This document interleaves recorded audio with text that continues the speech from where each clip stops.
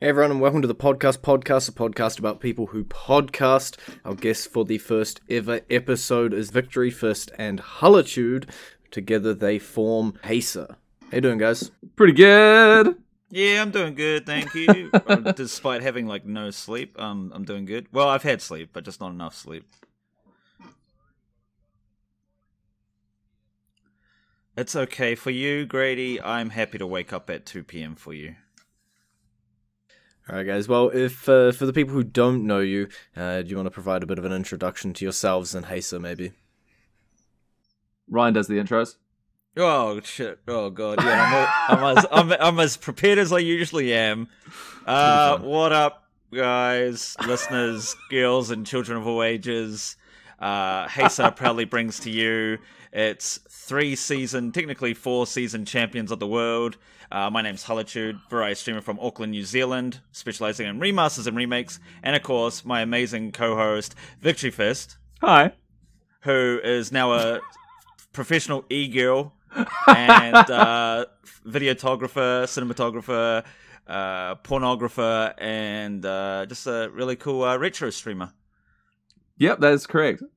This is all correct. Technically, the pornographer thing is actually not quite accurate. I'm yet to make any pornography, but when I went to my 10-year high school anniversary, I did tell everyone I was a pornographer, and they believed me. So, So pretty believable that you are. It was not surprising at all, and my business card at the time did have penises on it, so it kind of it was an easy sell. I really have only the most mature guests on the podcast. Well, you think about it, you're starting off with us, you can only get better in terms of maturity. Yeah, right? Start in the gutter and then climb your way out slowly. Yeah, we're setting the bar, and then it's up to others to raise it, you know? Where's the bar? Down the street, I believe. I haven't been there myself. You guys don't even drink. Shut up. True. You got the two sober guys on the call. So together you guys do a little podcast called HAYSA. Can you tell us a little bit about how you guys got into starting that? Well, I had wanted to do a podcast for a while, and it was not that long after I'd really met the New Zealand streaming community. And a few people were like, "Oh, why don't we do one as part of NZ Streams?" And I knew from experience that it might work, but so it would have to be someone's baby. And if it was going to be someone's baby and it was going to be good, then I wanted it to be my baby, and I didn't want to necessarily have it be a community thing. Like, too much input would just make it run away on itself, and it wouldn't really work. So I thought about who I wanted to have on the podcast and who I would want to co-host it with, and I went straight to Ryan. So I went to Hullitude, and we just started doing it straight away. So we named the podcast on the first episode before we'd even decided on a name. But HAYSA means how are you so awesome? And it's basically we choose people that we think are awesome, and we get them on to talk about how they're awesome, and just the stuff that they're interested in, and to get their take on streaming and whatever else they happen to be involved in. So we get people from it started with mostly streamers, but we've also had professional wrestlers and stuff like that on.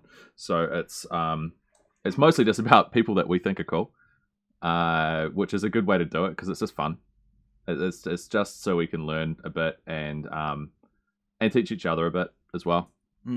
Like, for me, my main goal of it when Sam came to me was okay, this is cool. This is a way I can introduce Kiwis that might not be able to find themselves through either lack of social media or lack of, knowing the right people to one another. So, we introduced... I don't say, we as in we were the driving force, but, Bloody Samoan Mikau Mulipola, before he was on Twitch, was primarily, a comic book artist and a wrestler. And in a way, we kind of introduced the Twitch community to him to make it a more welcoming, arrival for when he came to Twitch. And kind of vice versa, we've taken a few of the people that we've had on to the wrestling events, and they had a really good time at the wrestling events. Early on, we were doing that a lot, weren't we? Yeah, so that's what I was going for, was just introducing more Kiwis to one another, because it's really hard. It's not hard to find people you mesh well with, but it's hard to sometimes know where to look. And I thought if I could help that in any way, whether streaming or audio, or like a podcast, then I was all aboard. And Sam is like the ideal person to go with because we have different opinions on things, but we kind of share the same mindset. So we can clash about topics, but still remain really close friends and not like take shit personally. I say that, but we've had a few instances where things got heated. But in general, we've survived longer than most couples probably would, given the situation. So it's only strengthened things really. It's better for the content if we don't agree on everything. If we just sat there and nodded our heads on everything each other said, it would be a bit shit. No, I disagree. You know, I really don't agree with that.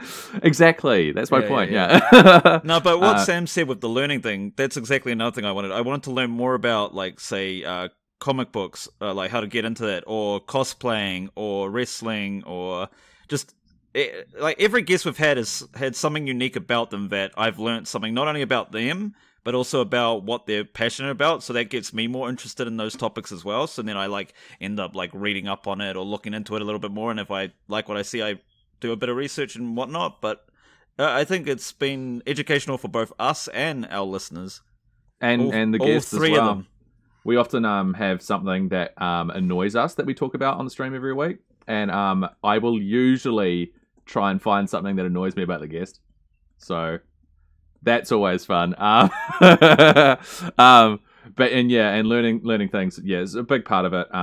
Because even with the streamers, we all do things differently and we can all learn from each other. And I know for a fact that people have learned from stuff off the podcast. People have come to us and thanked us for bringing up certain topics that they didn't know about. Still streamers don't know how to raid properly, that sort of thing. So it's a continual education process. And I think that's one of the things that drives me to do it more. When you see something wrong in the world, you try and fix it. Yep. And streaming's easy because, it doesn't really hurt anyone at the end of the day. You're not really hurting anyone's opinion too hard. You guys got a really good relationship, sort of that old married couple dynamic. But before the podcast, before HAYSA, what was your guys' relationship like before that?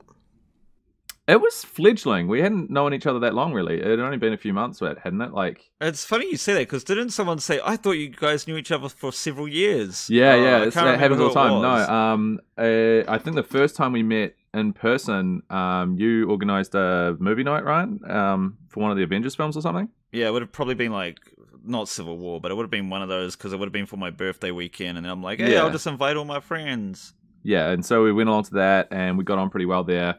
And then we're just in each other's streams quite a bit. Before that, though, I discovered Sam when he was playing Final Fantasy IX, which is my favorite game and the best game of all time. Hashtag Final Fantasy IX is the best. And I just was like, I'm going to chill, because I hadn't really like socialized with any Kiwi streamers, because until then I thought, it was a dog-eat-dog world, like we all just stuck to ourselves. And then I was just, Sam and I were throwing jokes and stuff back and forth on like our first encounter, despite me being in the chat and him streaming.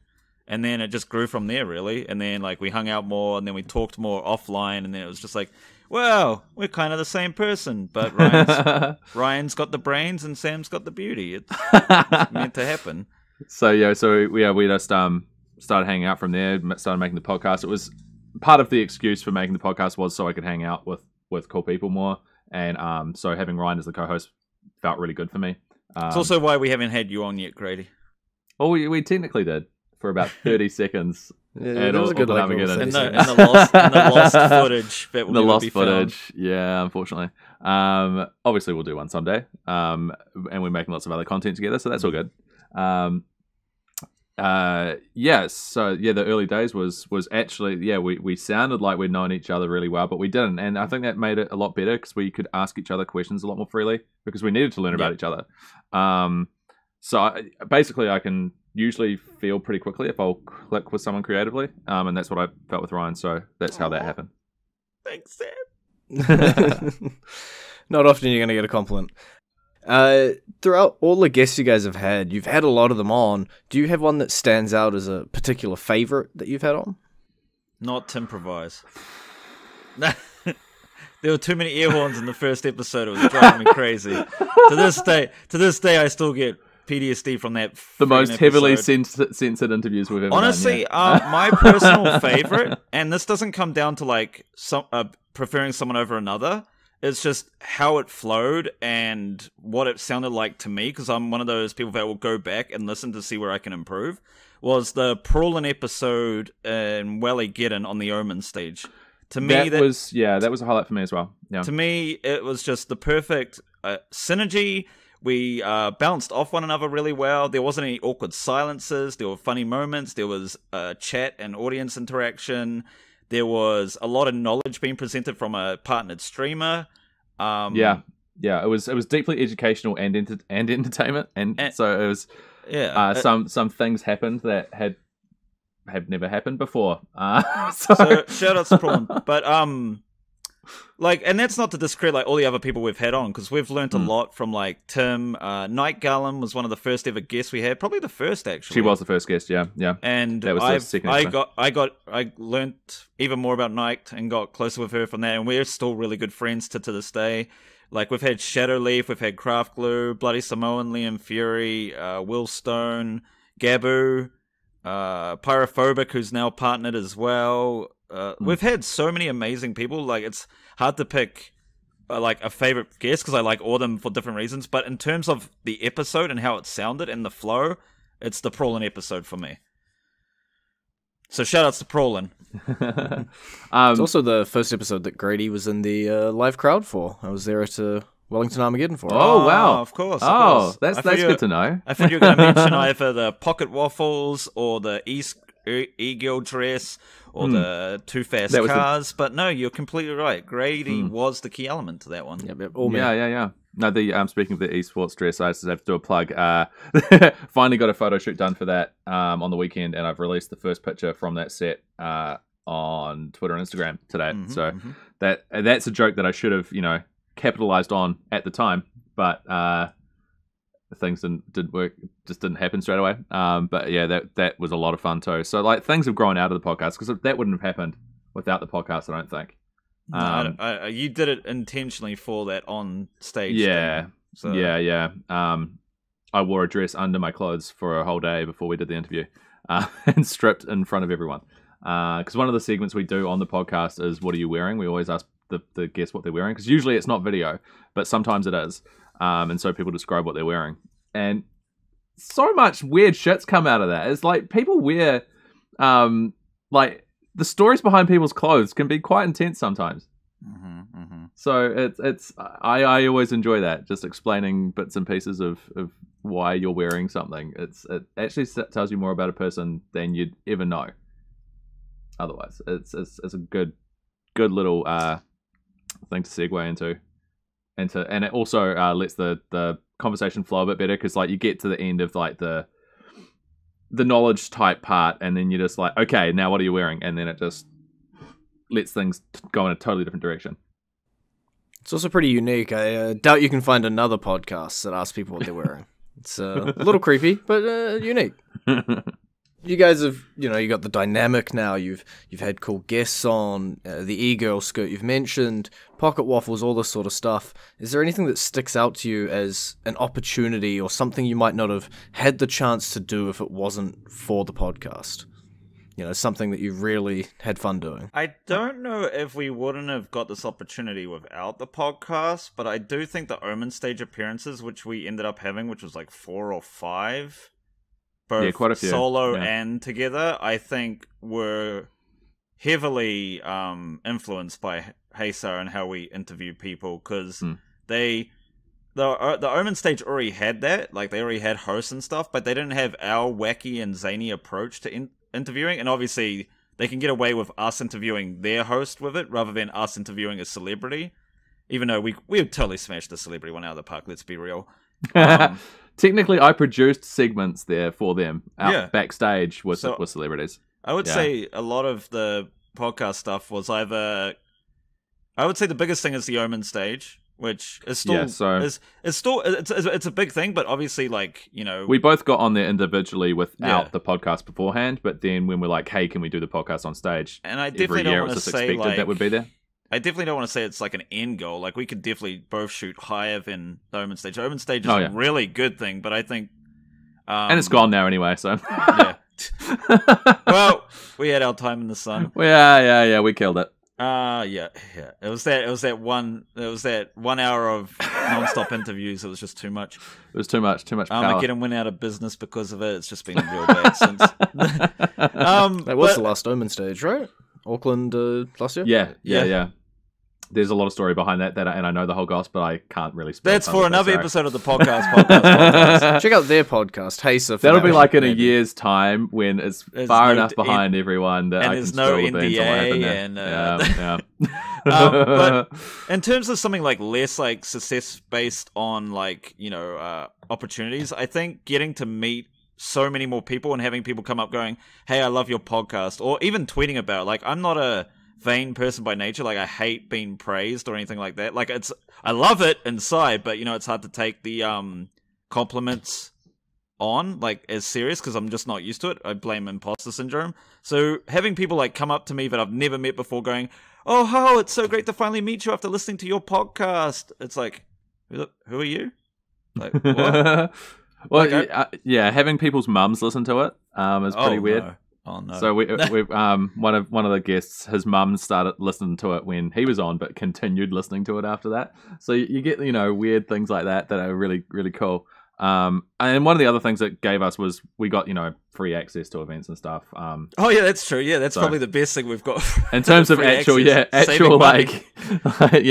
saved us money. It hasn't really earned us any, but it saved us money. And it hasn't really saved me money because I pay for the yearly hosting and all that sort of shit.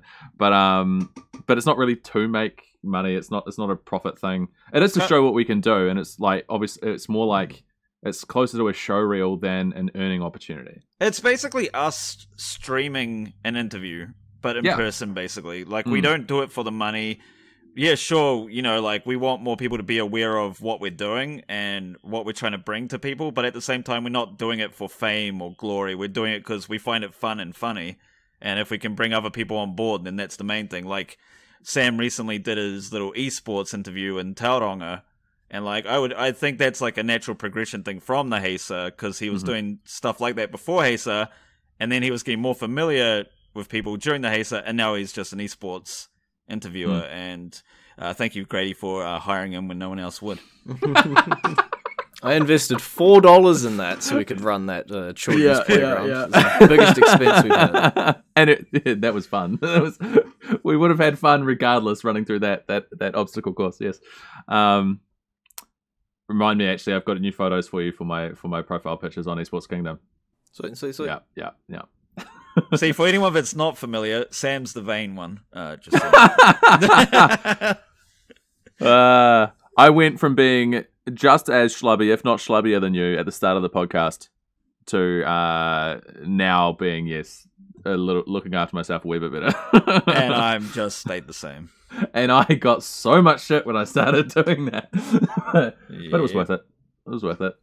You guys have talked about a few of the guests you've had on. You've had a heap of awesome ones. But if you look around the world, you got anyone. You can shoot for the stars. Pick anyone. Who would you like to have on HAYSA? Mia Khalifa. No, I'm kidding.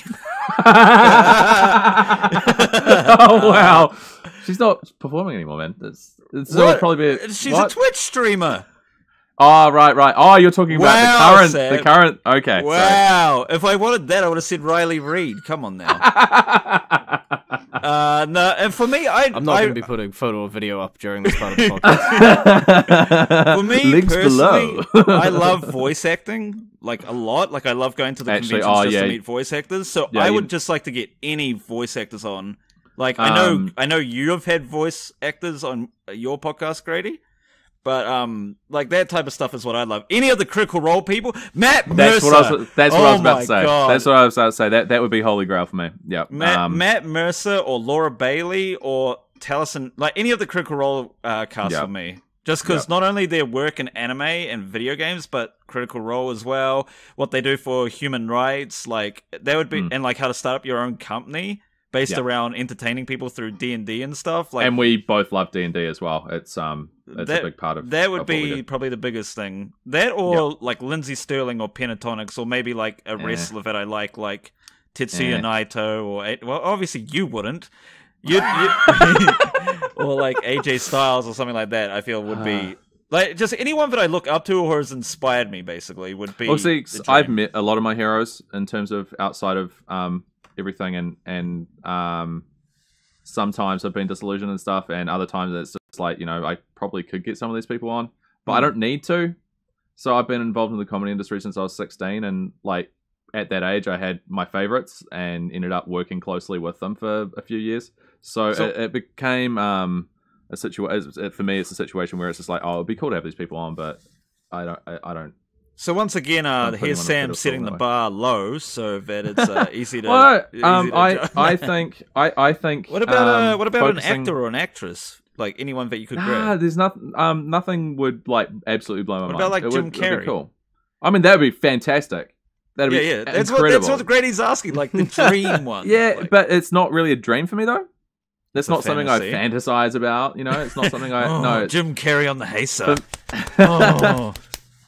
No, so I don't. That's just not how I operate at all. I don't usually have like actual favorites. I don't have that sort of thing. It's just not how my brain works. I like spreading things, and in terms of getting people on the podcast, I like getting people that are at a similar place to where we are, or even lower, or not that much higher. Like basically, a similar sort of crew to us, just because it's more relatable. It's more relatable. We can all click more. We all benefit from it a lot more instead of there being a give and take relationship. It's everyone's helping everyone out. And I will say if people want that style, they should definitely check out the Tim Provise project, because he gets a lot of big names on there and talks about what they've gone through to get to where they are. And what he's doing is great. Yeah, what he's doing is really, really cool. Which is actually pimping out episode 2 of the podcast coming up. You're most welcome. No, I remember when Tim. I'm just going to quickly go to that area. I remember when Tim first came out with that idea. I'm like, friggin' do it! Yeah. Like, if you can get away with it, fucking do it. But it's cool to see podcasts like that and Bangers and what was it? Certified Bangers by Falcone and Astro AZP. They've both told us previously that they were inspired by HAYSA, so they're taking like maybe what we started, but they're improving it for their audience and whatnot. And I'm just so happy that we could inspire anyone with the HAYSA. Yeah, because that's the thing. A lot of people. So I've had people contact us and go, "Oh, is it okay if we do a podcast like yours?" I'm like, "We don't own it. It's like you can do whatever the fuck you want." I want other people to be doing this stuff. It's if we have more voices talking, we can all learn from each other more, and we can all up our game. If there's no competition, things stagnate. And I'm not even saying I use the word competition, but it's not competition. That's where people get confused. They think they're all competing against each other. No, we are complementing products. We're not competing. And we're all different styles as well. Exactly. We're all different voices. It's about the personalities. So as soon as you get two different people in a room, it's a totally different product. Yeah, because Astro and Falcone talked about like modern type stuff and memes and video games that they were playing. Tim is all about like different celebrities, and like he started off with streamers and then it went up and up and up.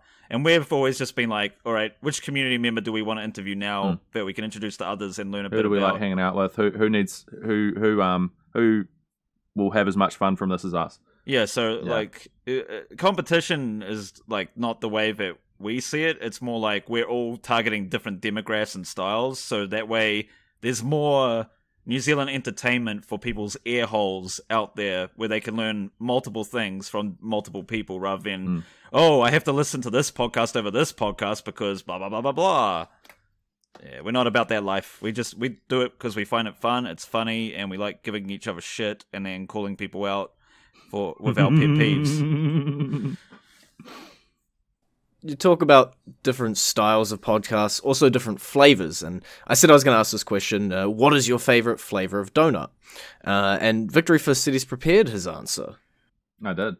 Oh, go on then. No, I'll let you go first because okay, it depends on my mood. If I'm like really craving bad food, I'll get one of those fake cream donuts from like the supermarket with the really sugary cream, even though it's really shit. But if we're going like Dunkin' Donuts, I'm always a fan of like anything that's like got cherry jam. You know what I mean? The jelly like in the middle, like cream and jelly type donuts. I like that type of stuff. I don't like just pure chocolate. I feel like that's too plain, and I don't like stuff that's overboard because it's just like fucking diabetes. But but I like anything. I like a slimy texture in the middle.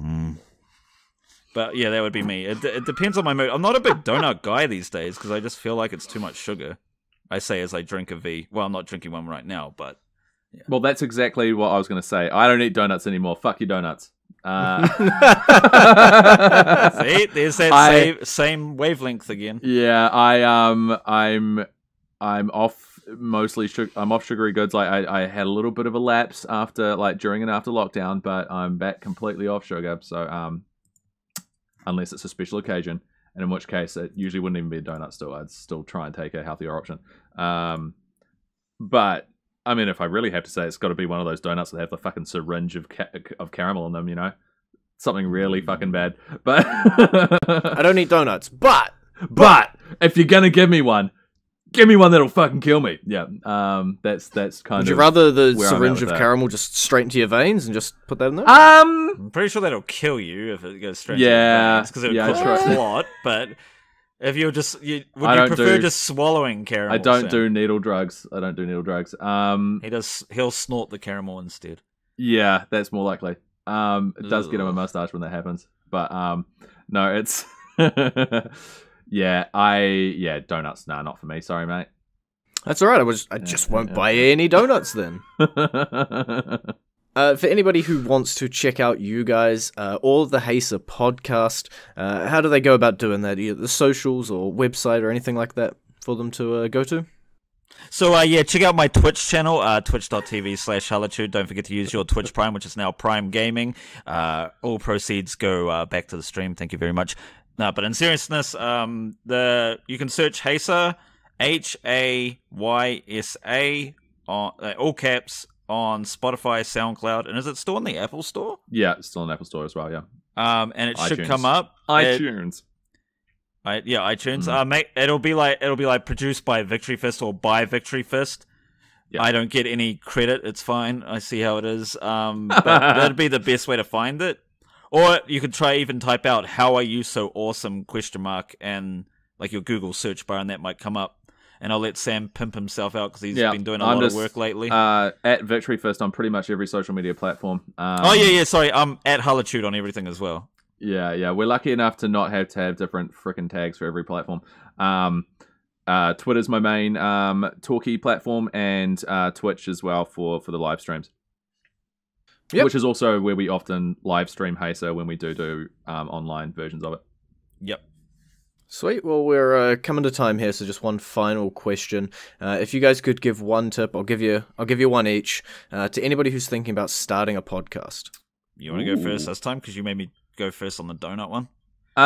In terms of tips, I would say find a platform that will automatically distribute to other platforms. So I use SoundCloud. It does cost me per year to have X amount on there, but you can try it out for free because you only have to start paying once you put X amount of content on there. However many hours or whatever it is. We had to do that after like the second or third episode, but it's worth it because it puts you out to if you set up your RSS feeds, you can be sent out to iTunes and Spotify and wherever else you want to land your product. So that can take a lot of the hassle out instead of having to upload it to multiple places. So yeah, that'd be my thing. Sort out a hosting platform that can do an RSS feed. And as for me, I have two things. One is, if you're going to go through with it, get ready to hear your own voice a lot. I know a lot of people don't like hearing their own voice, but when it comes to editing a podcast, and if you're trying to do it by a script or not, you're going to hear your voice a lot. So it's a good way to get over that hatred. Like, nobody's happy with their own voice, usually, until they get used to it. I love my voice. Unless you're Sam, because he just likes hearing his own voice. My other advice is... find a program that works for you, that you feel natural with. Like, I'm an Adobe Audition guy, and I've been recommended to do Audacity, and I tried it, I didn't like it, so I wasn't going to continue to use it even though it was free. Audition is what I trained in, at my job, so that's what I love. So I find making podcasts and editing them so much easier in that program because I've gotten used to it. So, don't let learning a new audio program dissuade you from making your podcast. Just there's always something to learn. Like, we're still learning stuff as we go as well. Like Sam, like for example, Sam did a live stream of his podcast and he broke all his audio at one point. So even this expert guy like Sam can stuff up. So don't be like disheartened if you stuff up a few times. Just always make sure you're saving as you go. So my advice would be get ready to hear your own voice a lot and use something you're comfortable with, because you'll get the best results by doing that. So, well, thanks a lot for coming on the show. Thanks for having us. Thank you, Grady. I'll let you get back to sleep now, Hullitude. Okay.